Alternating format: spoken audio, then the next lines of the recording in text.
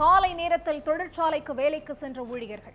தொழிற்சாலையின் வாயிலில் மேலாளர் தலை சிதைக்கப்பட்டு உயிரிழந்து கிடந்த கொடூரம். சிசிடிவி கேமரா உடைக்கப்பட்டு கிடந்ததால் அதிர்ச்சி. செல்போன் சிக்னலை வைத்து கொலையாளியை தட்டி தூக்கிய போலீஸ்.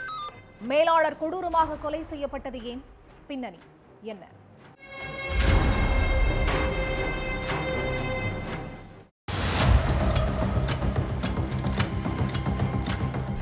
வழக்கம் போல காலையில நேரத்துல தொழிற்சாலைக்கு வேலைக்கு வந்திருக்காங்க ஊழியர்கள். அப்போ வாசல்ல அந்த ஆலையோட மேலாளர் தலை சிதைக்கப்பட்ட நிலையில உயிரிழந்து கிடந்திருக்கார். அது மட்டும் இல்லாம அங்க இருந்த சிசிடிவியும் தொழிற்சாலைக்குள்ள இருந்த பொருட்களும் உடைக்கப்பட்டு இருந்திருக்கு. இதை பார்த்து அதிர்ச்சி அடைந்த ஊழியர்கள் உடனே போலீஸுக்கு போன் பண்ணி தகவலை சொல்லி இருக்காங்க. இதை கேட்டு உடனடியா சம்பவ இடத்துக்கு வந்த போலீஸ் சடலத்தை மீட்டு போஸ்ட்மார்ட்டத்துக்கு அனுப்பி வச்சுட்டு விசாரணையில இறங்குனாங்க.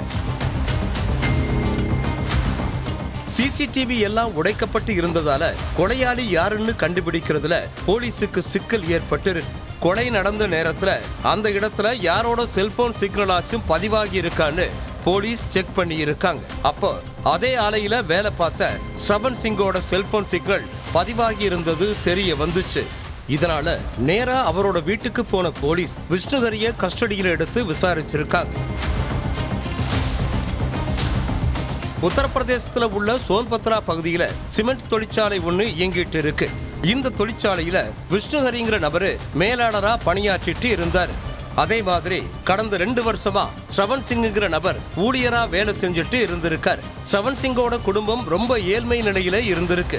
இந்த ஊதியத்தை நம்பித்தான் இவங்க குடும்பமே இருக்கு. இதுக்கடையில மேலாளருக்கும் அந்த ஊழியருக்கும் இடையில பயங்கர பிரச்சனை ஏற்பட ஆரம்பிச்சிருக்கு. ஸ்ரவன் சிங் கரெக்டா கம்பெனிக்கு வராமலும் சரியா வேலை செய்யாமலும் இருந்ததால மேலாளர் விஷ்ணுஹரி அவரை அடிக்கடி கடிஞ்சுக்கிட்டே இருந்திருக்கார். இதனால 2 பேருக்கும் இடையில மோதல் ஏற்பட்டு இருக்கு.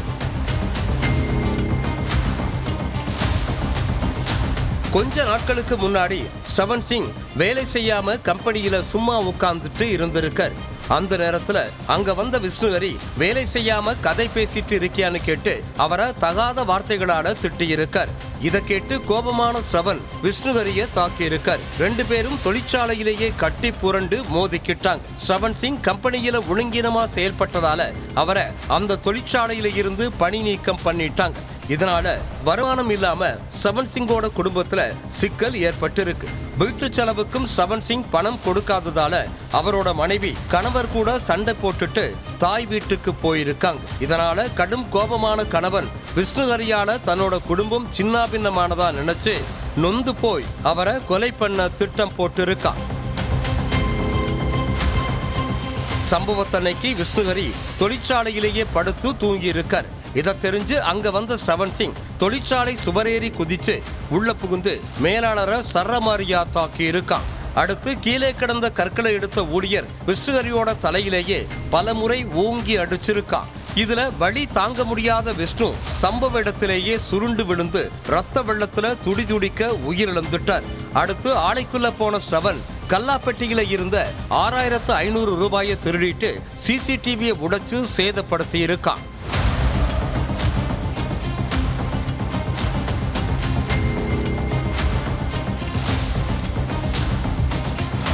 அடுத்து தொழிற்சாலையில இருந்த மானிட்டர் பிரிண்டர்னு எல்லாத்தையும் சேதப்படுத்தி பக்கத்துல உள்ள புதர்ல வீசிட்டு போயிருக்கான். ஆனா செல்போன் சிக்னலை வச்சு ஸ்ரவன் சிங் தான் கொலையாளின்னு கன்ஃபார்ம் பண்ண போலீஸ் அவனை அரெஸ்ட் பண்ணி சிறையில அடைச்சிட்டாங்க.